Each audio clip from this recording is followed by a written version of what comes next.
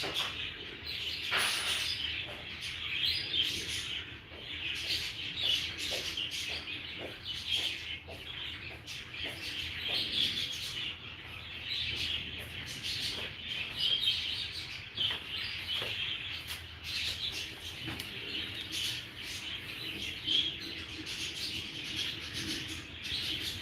there. Y'all get to watch Casper.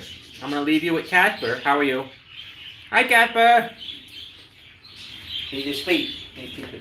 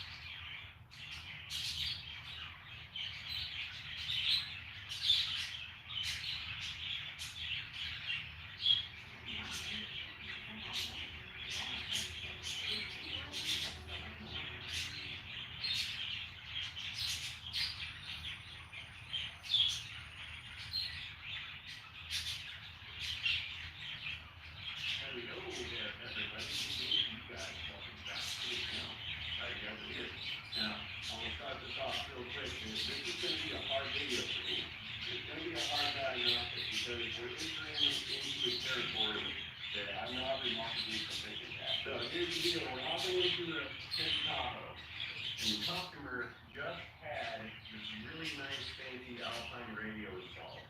Now, one of the features about this radio is that what this radio does is it integrates into the OBD2 network that the vehicle communicates with between its modules. So these vehicles have multiple computers installed in them. You've got ECM, you've got an airbag module, in the GM case, you've got an OnStar module, you've got driver door control modules, you've got passenger door control modules, you've got accelerometers, there's all kinds of modules in anything. Trailer brake control modules, A-lock brake control modules, the list goes on and on and on. Some of these vehicles have any 50 to 60 range of different little modules, all of which are speaking on multiple communication data lines within the vehicle. Now, the UCMs in these vehicles usually are only programmed to talk to 1, 2, or 3 modules at a time. And when you start adding things to OBD2, it can actually interfere with the function of other modules, and that's a possibility of what's going on here. I've been trying to troubleshoot this checking light for quite some time. There's a code in there for a camshaft position sensor circuit open. So what that means is that the ECM is not recognizing the circuitry or the resistance load on the camshaft position sensor circuit. Let me go over here to the famous IDAC real fast, and we're going to pull up that trouble code. Yes, I could do this with a scan tool, but this truck is equipped with IDACs, so we can just look through there and we check the primary diagnostic. There's a primary and a slave. This is the slave one up top, that's the primary diagnostic. So check vehicle code. Waiting and waiting. Still waiting. Come on now. Waiting about networks. Taking a little longer than it should be. And here we go. We've got a code. We've got Q0010. Camshaft.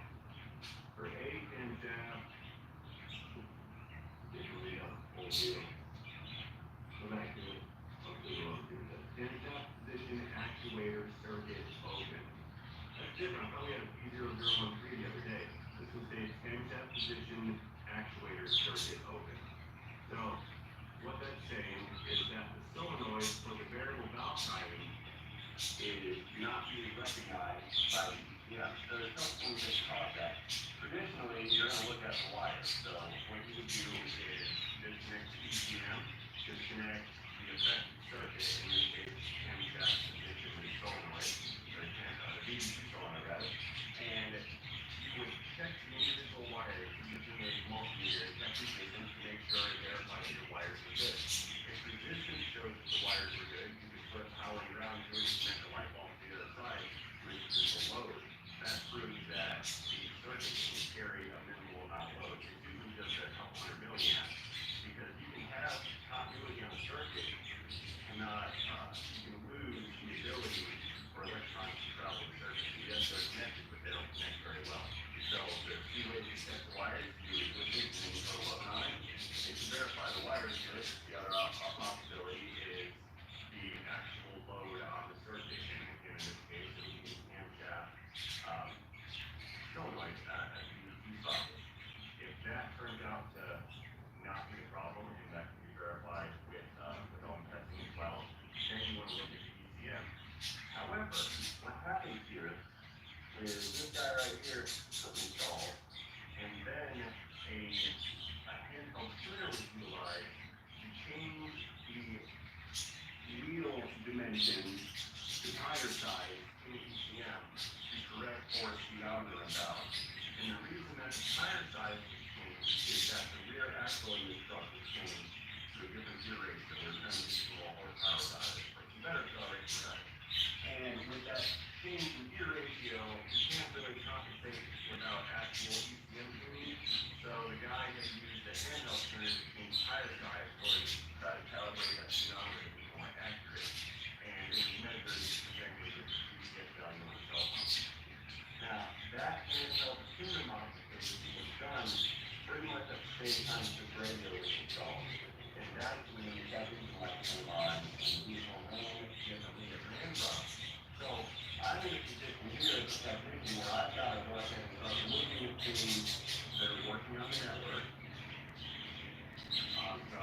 radios, aftermarket accessories, then I've got to consider the baseline tuning inputs, tune activation. Did they disable variable downtime, or did they not disable DCT? We're wondering why the DCM is deciding that this circuit is no longer functioning. There's going to be a couple of things that they can either hurt me to rule out that the circuit or the actuator is going to just fail coincidentally. If I can determine that the circuit and the actuator did fail coincidentally, and I can assume the DCM hasn't failed, then I've got to start looking at these aftermarket accessories. Now, I'm of the opinion here that the radio is overloading the available traffic that can be run over the OBD2 network. I think that modules are fighting for control of the network, or, like I said, we may just have a simple failure of the vehicle in a certain situation. So the problem as a technician is I've got to diagnose like 6 different things and then backtrack all of these events to find out the source of this engine's running problem. I don't know if I'm going to be able to do that. I really don't. This is a hard one for me. Now, I have no choice because I have this vehicle in here that has an aftermarket radio that now has a communication network problem. And that little red Dodge over there, that one's doing the same thing. It's got some aftermarket accessories, and it's got one of these synchronized tie-in radios on it that taps into OBD2 functions, and it's that same, I can't find it here, I don't know how to navigate this device whatsoever. But this vehicle, or this radio here also goes over OBD2. Yeah, here's what we got. So basically what this is doing, this is tapping into mode 1 data, which is basically the same data that's going to be displayed on the page, which is the same data that we see in scan tool. It's simplicity at its work because it has this feature, and it's a really cool feature, but we don't need it, and it's potentially causing us problems because it's trying to hog up network space and take away from the authority that the base stations are having over the network right now. These are designed to intercept network signals and then just pull not only just mode 1, but I think they pull mode 6 data as well. That's why we've got these base stations. You can get more data out of it than what you're going to be able to see on most stations and on the vehicle places. Now, when we introduce this guy over here, it's trying to fight for control over what's left on the network space. Now, the problem is I can't even disconnect this from the OBD2 network because the installers, when they installed it, they came around here to the OBD2 connector because I'm not a fan of OBD2 splitters. They got splitter devices you plug into the connector and they can use female ports on which you hook up multiple things. But the issue is by doing that, you still risk getting along or getting the network. I can't really isolate this from the network without cutting the wires because you see what's hardwired in to that connector. Now, yeah, we're not using a splitter, but we're doing the same thing. We're basically sticking multiple devices on one data circuit and then wondering why they're not working.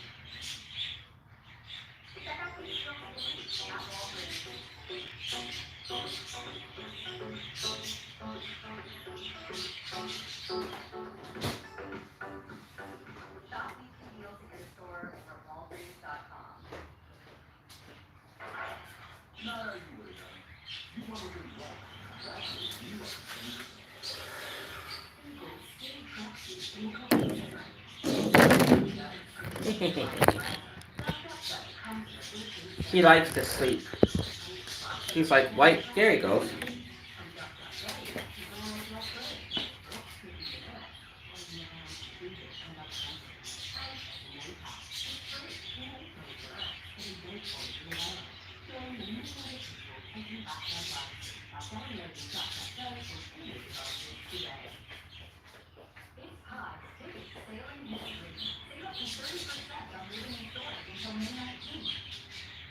So, I don't think we can have everything here. We can have our things we need to do, but we can't have two things. And that's what we're trying to do, is trying to do two things. So basically, we're taking the device that's supposed to be for, audio, video, maybe some camera action, and we're giving them these extra features. Now, Alpine and Sony and whoever else makes these type of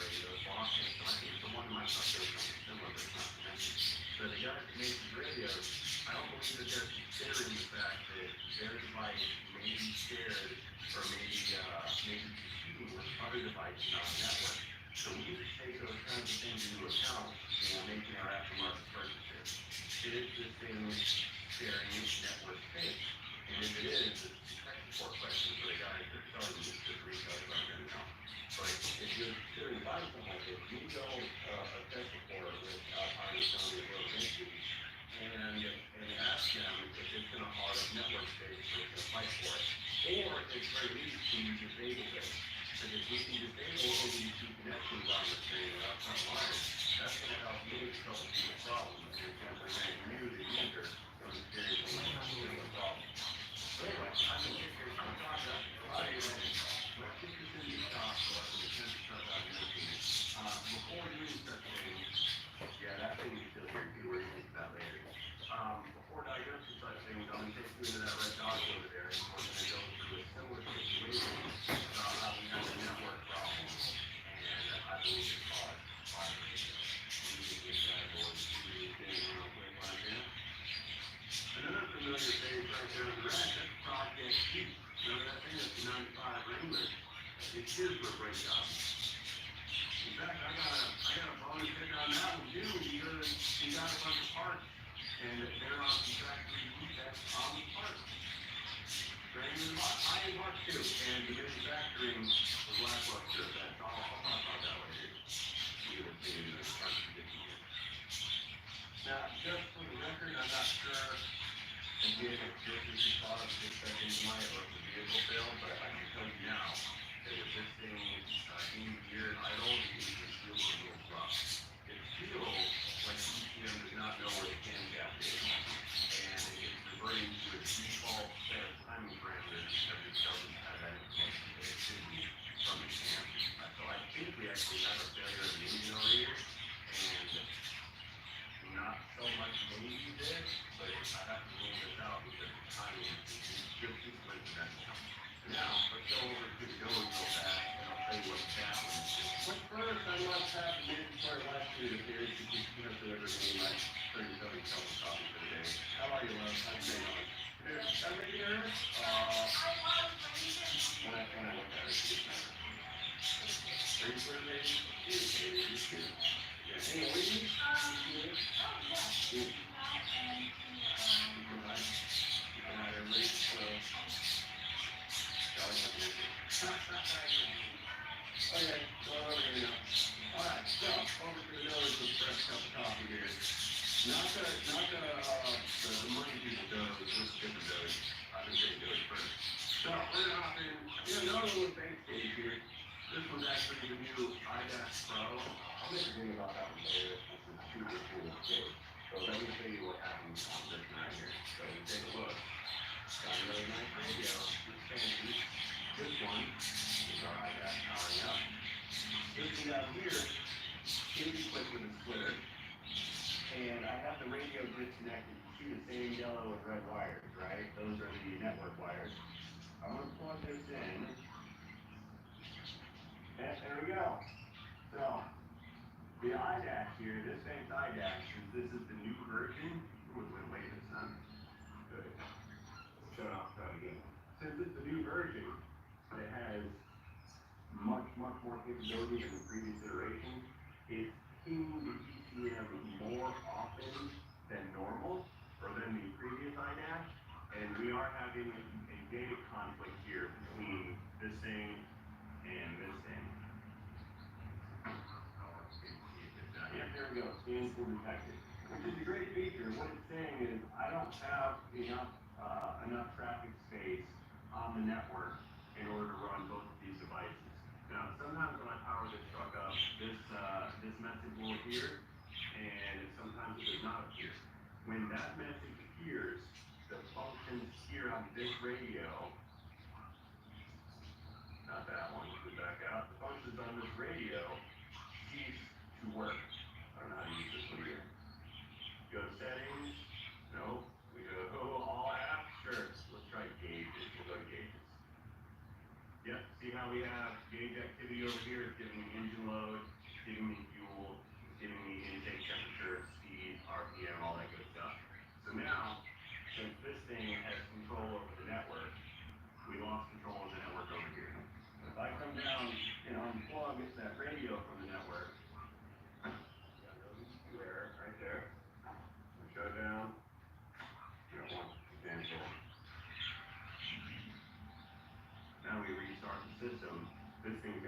problem displaying the same data as this over here. No warning message? Yep, no warning message. How about that? Now, one thing that we notice is that this gauge has the ability to display all of the same stuff that this gauge has, plus more. We're pretty limited here with regards to the features on this radio because this is all mode 1 data. It gives us like a braking distance from our last speed. That's kind of cute. Gives you a quarter mile time. It's no longer giving us intake temp. It's got a 0 to 60 time, sure. So you hit the button and it counts you out at 0 to 60. I mean, that's really cute and all, but we're taking a step back in duplicity here because the available display data on this is only a fraction of what is capable from the bank IDAC system. So unfortunately, we've got a clear-cut case of it's only going to be one or the other. We can't have both.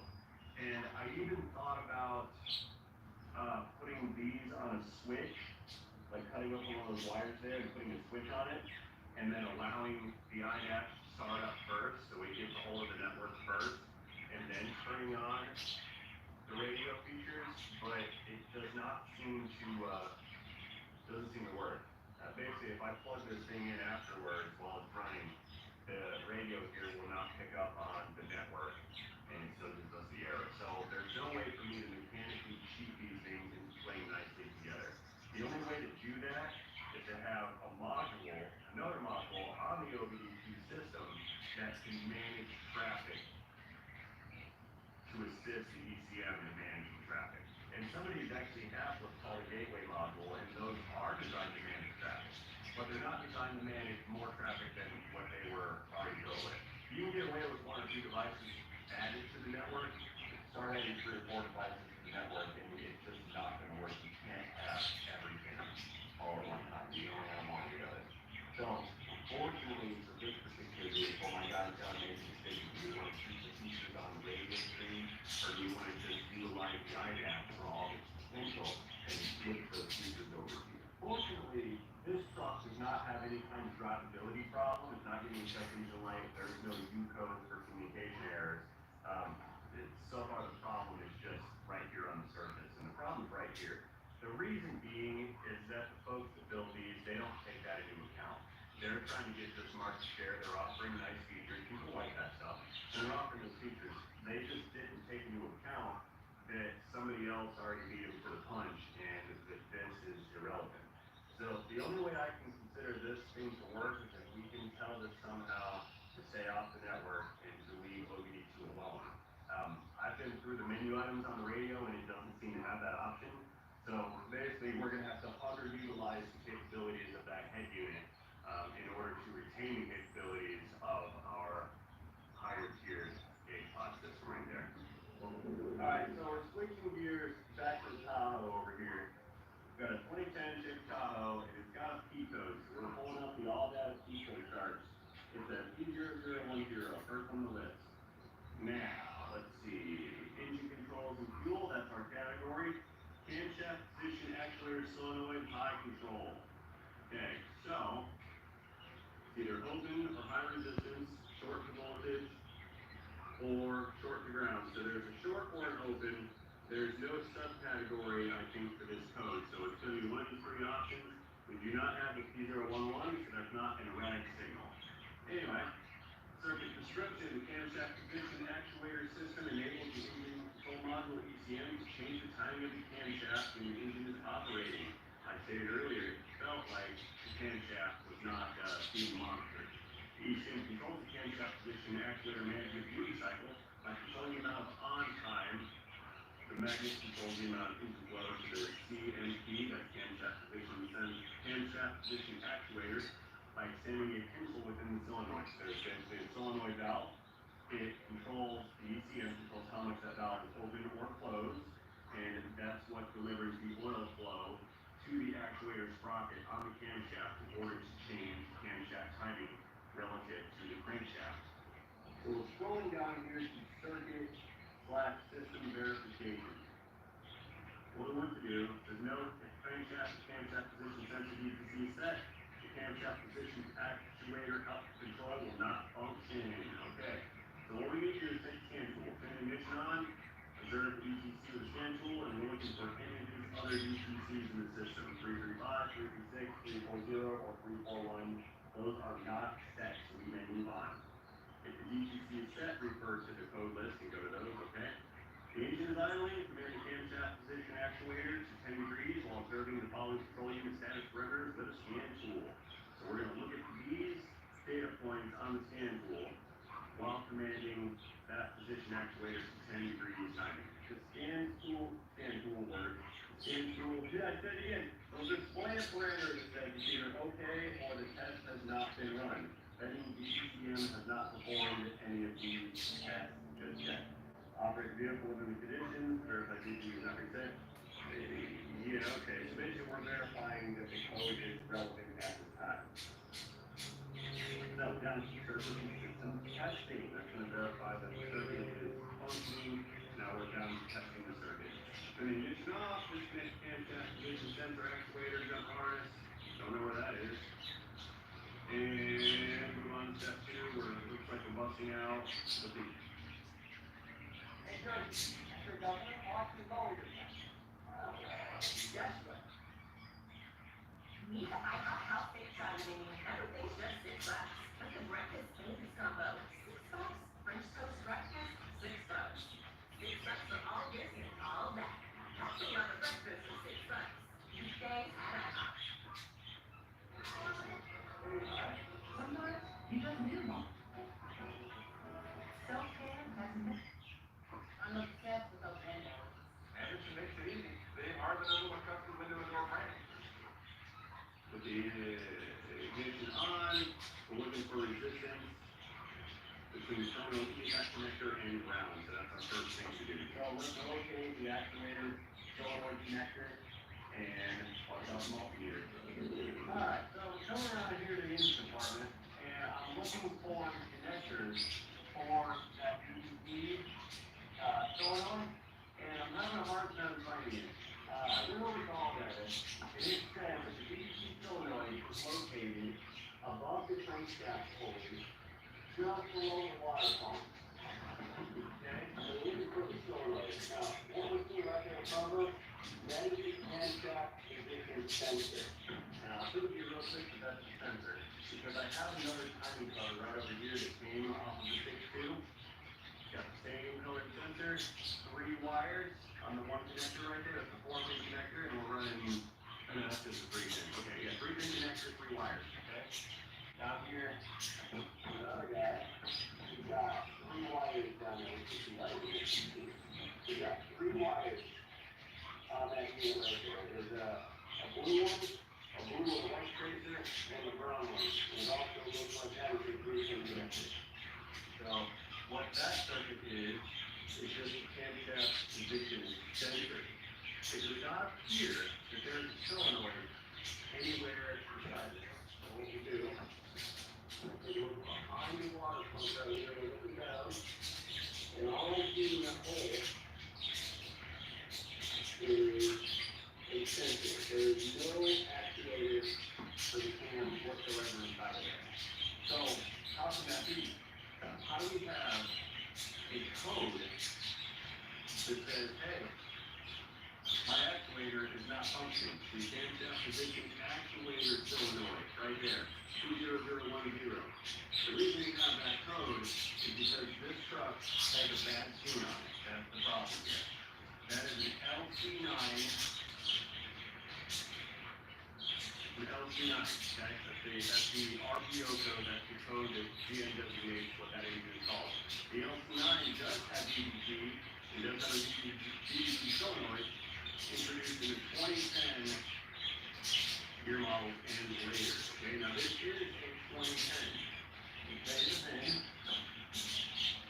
So we're going to build date, was built 11th month of 2009. So yes, this is a 2010, but this is the LC9, it was not equipped with DDC. Coming over here to my management system, the shop management, We've got a 2010 Ford bin, Class 3 Tahoe, flex fuel, LT9. This is definitely an LT9 Real quick Google search right here shows up on some forums.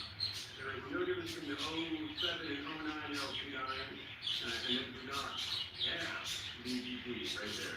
So this is not equipped with DDT, this particular LT9. The later VIN 3 and VIN 7 LT9 did have the DDT, but since this one is late production 09, technically it's 2010, but it's still an 09 build engine.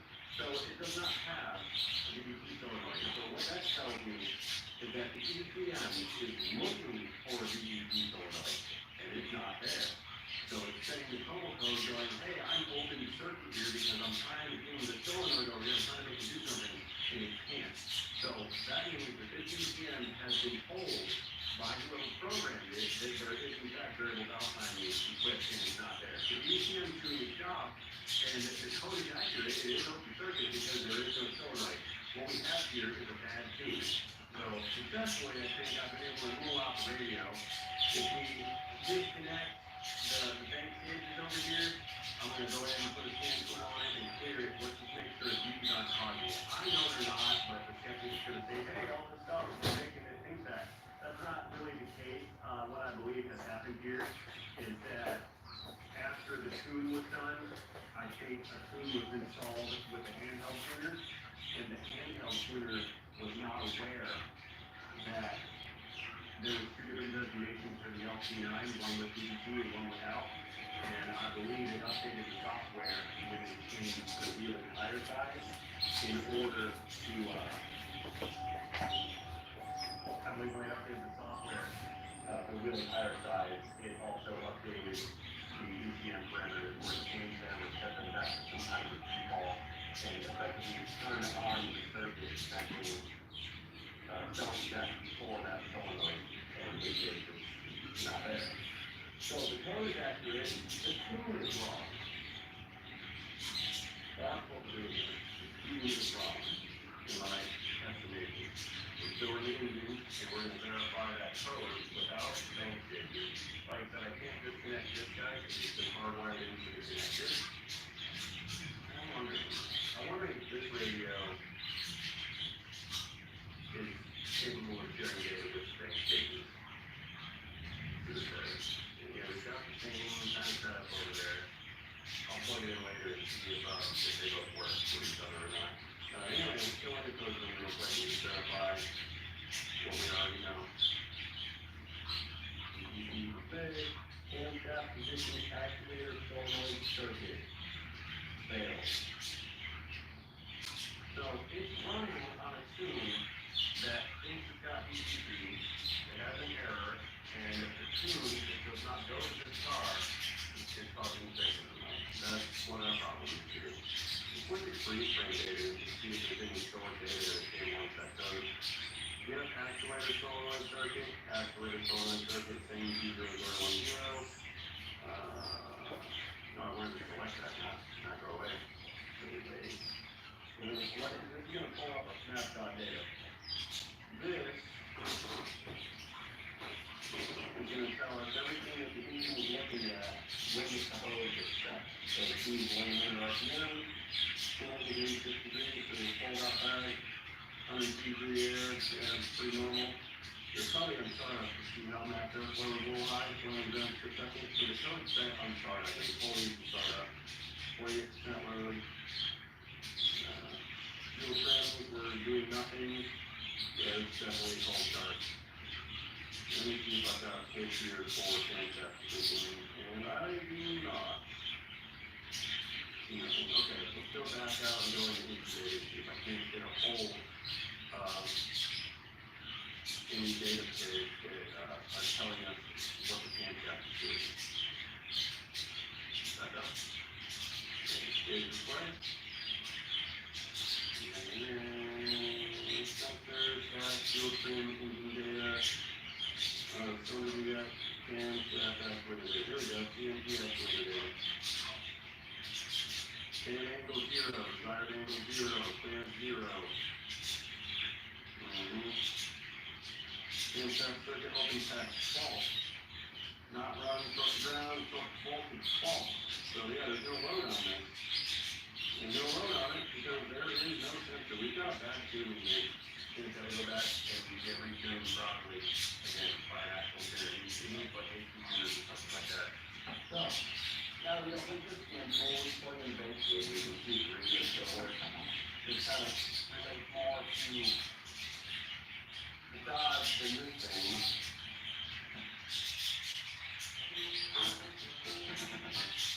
More of the good stuff with life and health and original.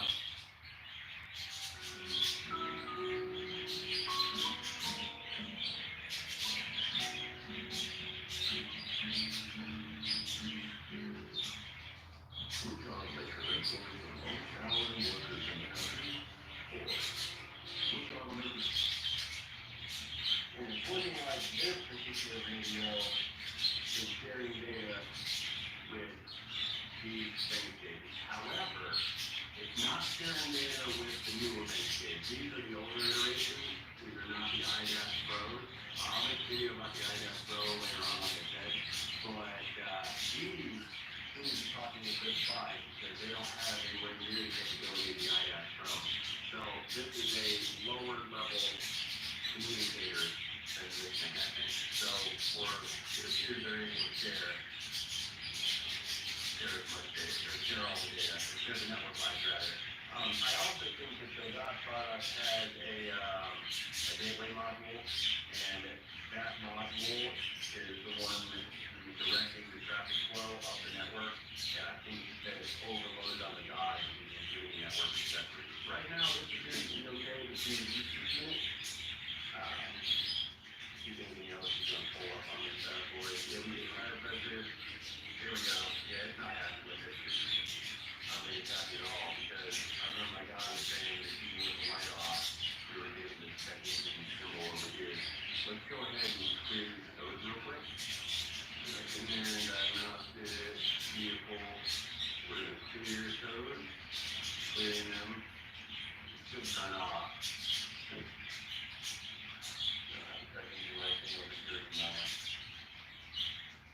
So I think this radio pack is working on the network with everything else that's here.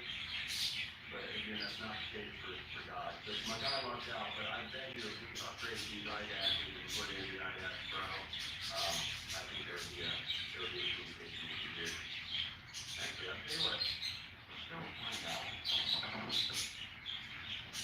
I'm wondering, I'm gonna pull one out of my truck. We're gonna plug it over here. I have an IDAS Pro of mine. We're gonna plug it over here and see if it's coming onto the network. This older one, sure, go back to another IDAS. Hey, come around and show you, Matt. Finally, you guys, I realize I haven't made the final, show off video on this stuff yet.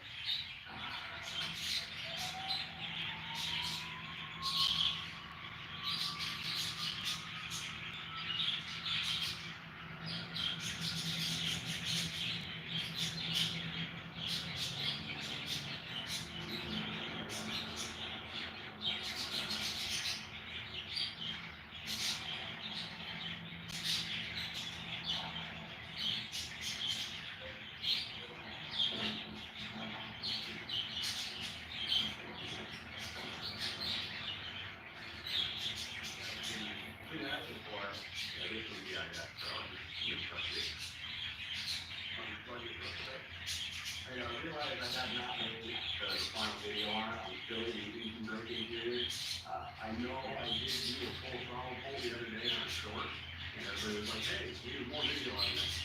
I don't want to do that a lot until I get through all my braking oil changes. I've got 1,500 miles in braking oil changes so far, and I've got to do like a couple thousand more with the regular engine oil, and then I'll be able to get clean and not do, and only one clean am I going to be able to make that video. So when you sell the project short by prematurely, make the video. And turn it off the battery dead. Okay, so it seems to be working here. This is my screen which has terminal values on it. shut down. Disconnect power supply to the IDACs, plug back in, start it back up. So you can get that network error out of this IDAC in this particular truck. So the radio should be talking through OBD, and this should be talking through OBD, yeah. Let me select another gauge real quick. Gauge selection, we'll take away the dot checksum, and I'll just put it in. I'll put it in. Okay, so this IDAC is talking on the network, and it is talking with, oh, it said I'm able to connect the device, man. You might be logging out data, yep, but yeah. Oh, no, I forgot I texted the lighting again, never mind. I'm getting premature, my finger turns. But, we are getting mode 1 data off schedule. I don't think it's happening live though.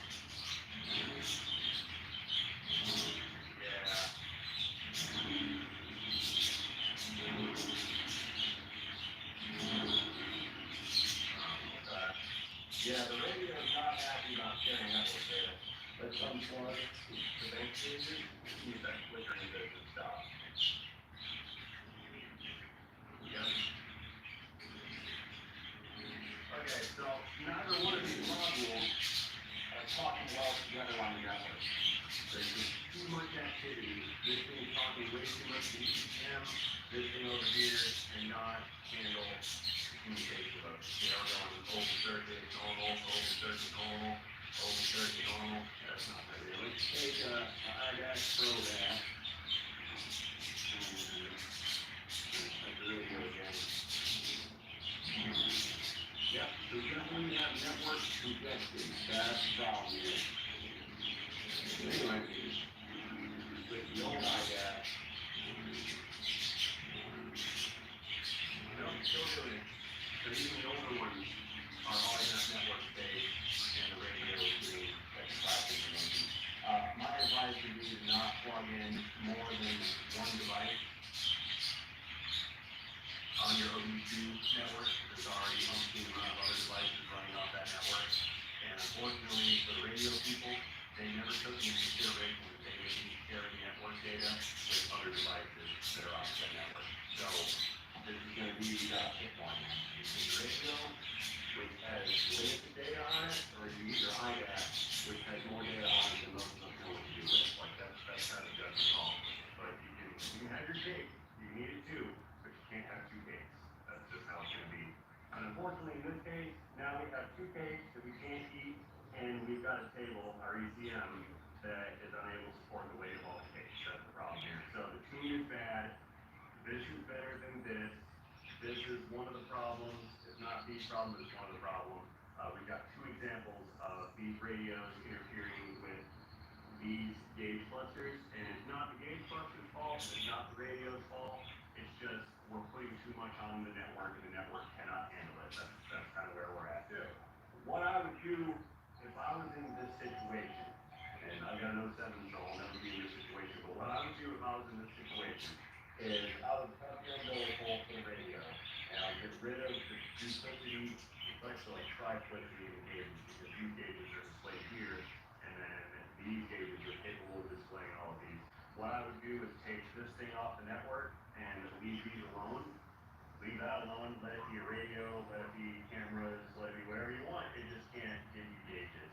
I would recommend the same thing with that one over there.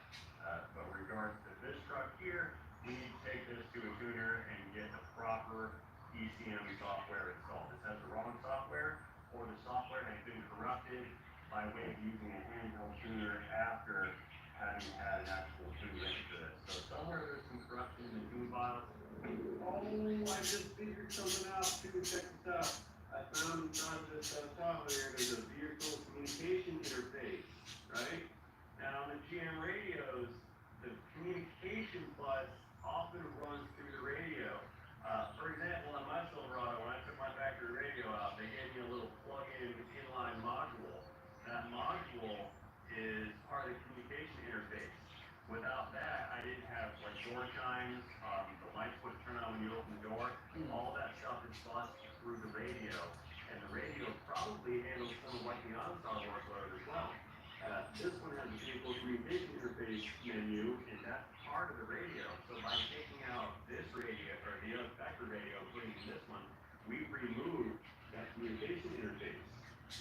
Now, some of these radios are designed to pick up on that, but this car is still upset because it lost comm with the radio interface. It says history code, but I'm bringing that up to point out that the radios often have a function that is unknown to the user behind the scenes, that it does something we didn't even know about it. In the GM's case, they do run the times and lights and some OnStar functions through that factory radio. How about that? So, I'm not going to get an ECM calibration out of it. I think this is a successful diagnosis. Basically, we just have we got a traffic jam here, and same thing over there on the red code. So, I have nothing more to offer this customer at this time. We need to go and send it to a tuner, get the proper tune installed, and then we won't have to worry about the ECM looking for codes for systems that are not present on the engine. So at this point, it is what it is. Sorry, John, I can do nothing for this truck at this current point in time except figure out what happened and why. We have done here successfully today, in my opinion. What do you guys think about this scenario? Let me know in the comment section down below. Am I right on with the fact that I believe this has the wrong tune or a corrupt tune? Or is it going to be the radio's fault or the bank gauge's fault? It's not the bank gauge's fault, it's not the radio's fault, it's the tune. That's my official opinion on this matter. I've got to send this on and go get a good tune written for this. They need to start over from square one, get a good tune written, maybe even put it on a dyno, make sure everything is copacetic, and then we will have the desired effect that we're looking for out of the game. So guys, that being said, again, I have nothing more to offer. I'd like to thank you, as always, for watching this video. One more time, let me know what you think about this.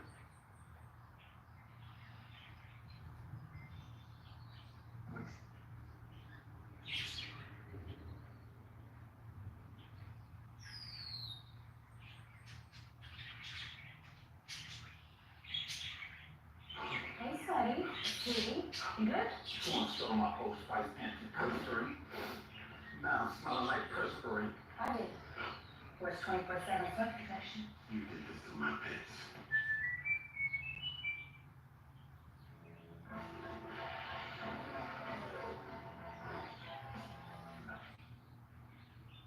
Google Steam Tracksuit in incognito mode. Use DuckDuckGo, a real private browser. Breakfast that's delicious, satisfying, and already gone. Lego Bonego. Is that? Yes, that's a Sephora, of course. It's so digital. He's a born flight. Josh Donovan has been fighting for people all his life. He works for President Trump. Maybe that's what's going on. Let me take a peek. It looked like it was probably not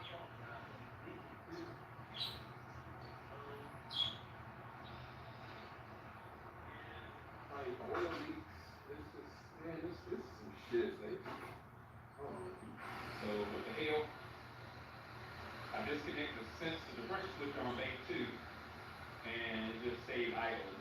I look at it. I swear I've done this already because I tried disconnecting on that side, but that's when you have the misfire. I just disconnected the damn thing and started up. I didn't anticipate this would happen. Let me disconnect the one in the back. Shut it down and start it back up and see what happens.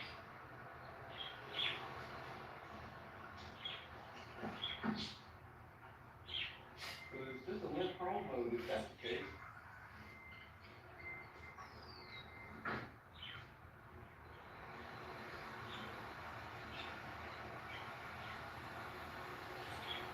Shit, look how perfect that is.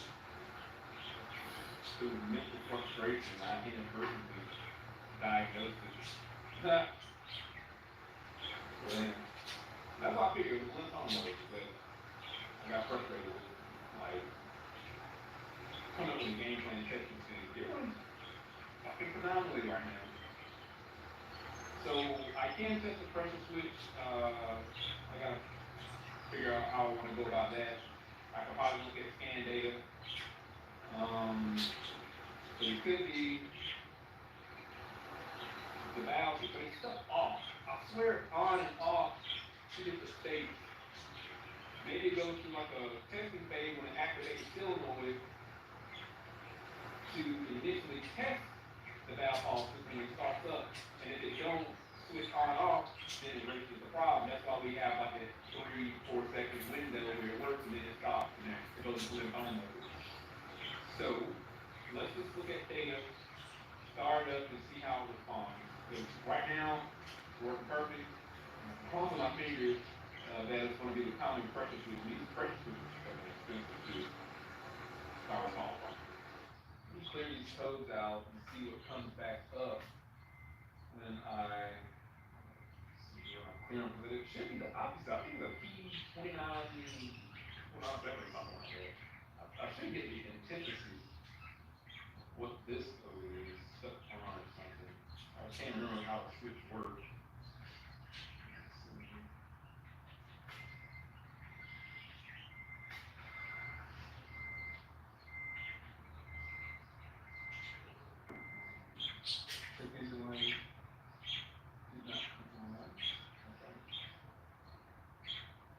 Because the switches are disconnected, it's not going to register as active. So I think this purpose is obviously effective. So won't do any further testing. You may not have a code present because, yes, I'm gonna have a code present because it's single wire sensors don't have feedback. So it can be either on or off. And what's gonna happen is that pressure switch likely is just active. And then that is active is, well, it's stuck in the active state. That's what it is. So I wonder if I pull the switch off, see if there's anything locked in there, and while simultaneously looking at live data. I think I have a cylinder management. Let's put in pressure switch. Pressure now. Lock the arm, pressure switch, front, rear. Lock the arm, pressure switch. Okay, let's see if it goes there. So I'm gonna, let's connect them and see if they go into the on state.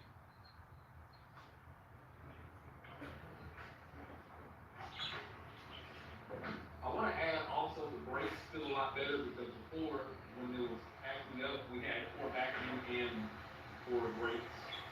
Let's connect the front one. Yep.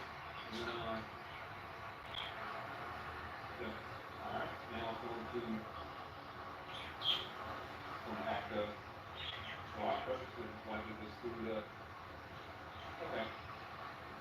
Let me pull it out, see if there's anything lodged in there. Now, I've had this happen before, when you pull it out, the pressure gets released, and it goes to the off state. So what I'm going to do is not applicable right now on the live data, turn the key in on position, and see what it states. I'll plug it in.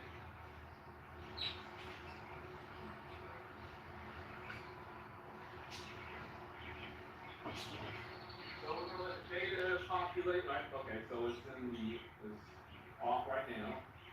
I'm going to plug it in, and if the switch is bad, it should go back to the on state. Focus. I'm hoping that it do. Yeah, that's all I was afraid of. It didn't. Let's put,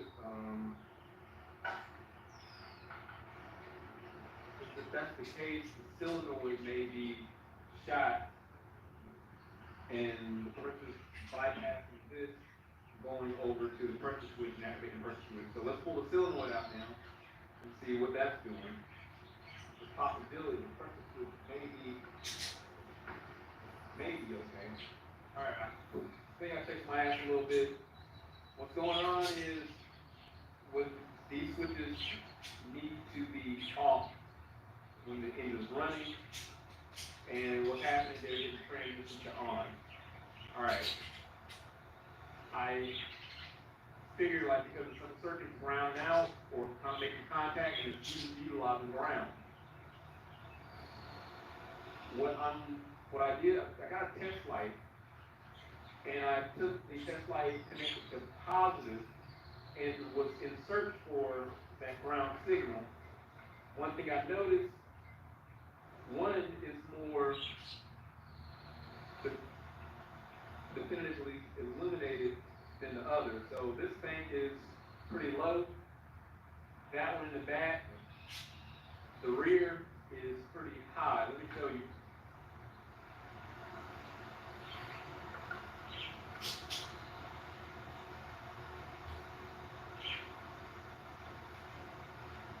So this one's pretty bright in the back. The one in the front is pretty dim. So what I could do is go off of the illumination that it has present. And I do have another pressure switch laying around. I could swap that out, but what if, I swap these switches and the one in the back and transfer to the front and it becomes bright and the one in the front going to the back becomes dim. That's just a good indication that these switches have their own problems intermittently making contact. Now, what I'm supposed to do by the book, is just take a pressure reading and measure the pressure. But what if I didn't have pressure gauges? No. I'm just going to try this method. And like I said, I have another pressure switch here. Maybe this will be okay. I could just probably take this one, put it in there, and see if it changes. That's probably what I'll do. Let me swap that with this one and see if the state corrects itself. And if it does, swap it with another one and do the swaptronics method.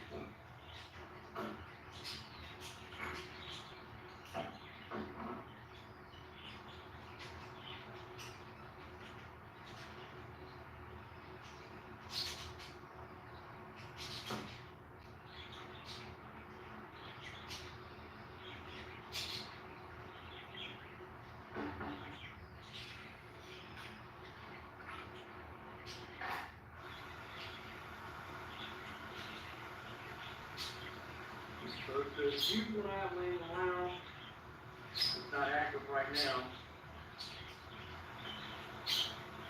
And let it sit there and do its thing. Let me go to the back.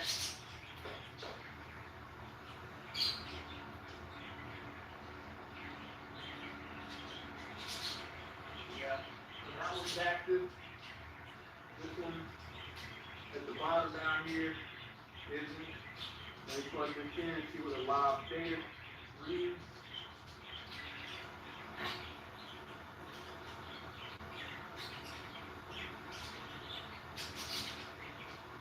Yeah, and the fan stuff is off. So this is fine. So we just got pressure issues. So I think this test like this is pretty reliable. I just figured that out. So it's not any service information, but just using the principle here of operation. It seems like I'll be able to do that. So basically, if the test light illuminates, because the pressure switch is inoperative, working improperly, it's grounding, it's prematurely activated. When you see the test light illuminating, then this is going to be a viable test for you. So this is fixed. So basically I need 2 pressure switches. I need to order those, and this is going to fix our problem. Got back from the parts store. This was around $50 from O'Reilly's. Here's the part number, 18-2382.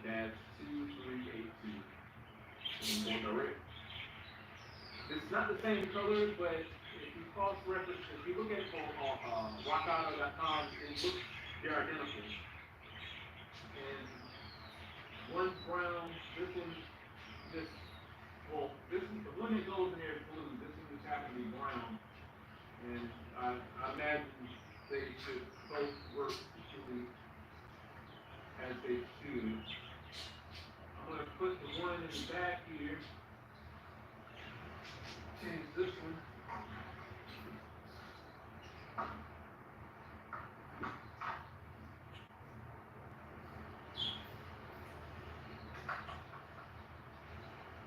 It does come with the O-ring.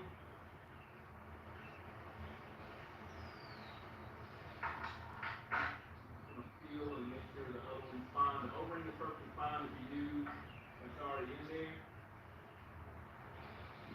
I'll leave the old one alone.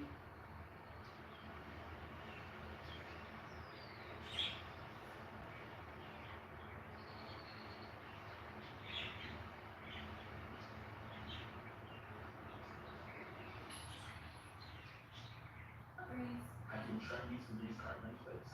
And entry now is in total control. I can pick it up. That smells good. Oh, turn it down. I seem like what shorty gave professionals, you'll. With 24/7 live chat, ask any how-to, what you need, or whatever, with Tubi.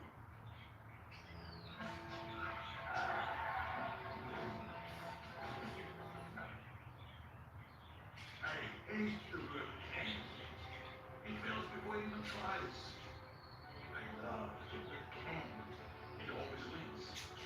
Now, for example, you can make your ability. Yes. With Southwest Rapid Rewards, if we have a seat, you have a seat. So you can redeem your points for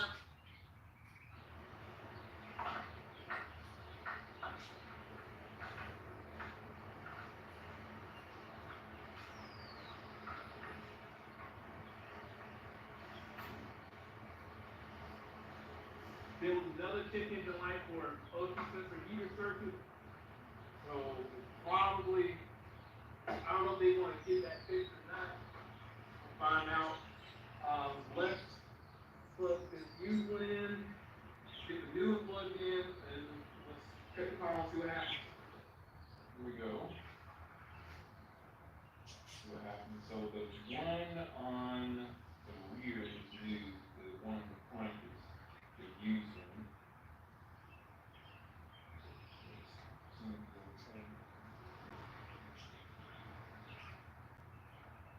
Okay.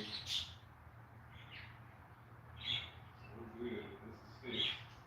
No limit mode, check engine light is on, and it's calling for the previous code, 4. We're gonna pull that, clear that.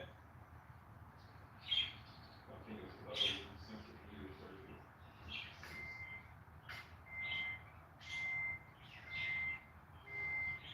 I guess I got confused because it says stuff off. So it shows on, it shows me off. Like, data shows on, system code. Once I got it, it shows stuff off. Got you sticking like here. So I'll say, I'll take a test drive. See how it performs. I don't know if I have any other existing problems besides the fact that we may have a little bit of heat. Everything that was a problem before is now fixed, and that we go through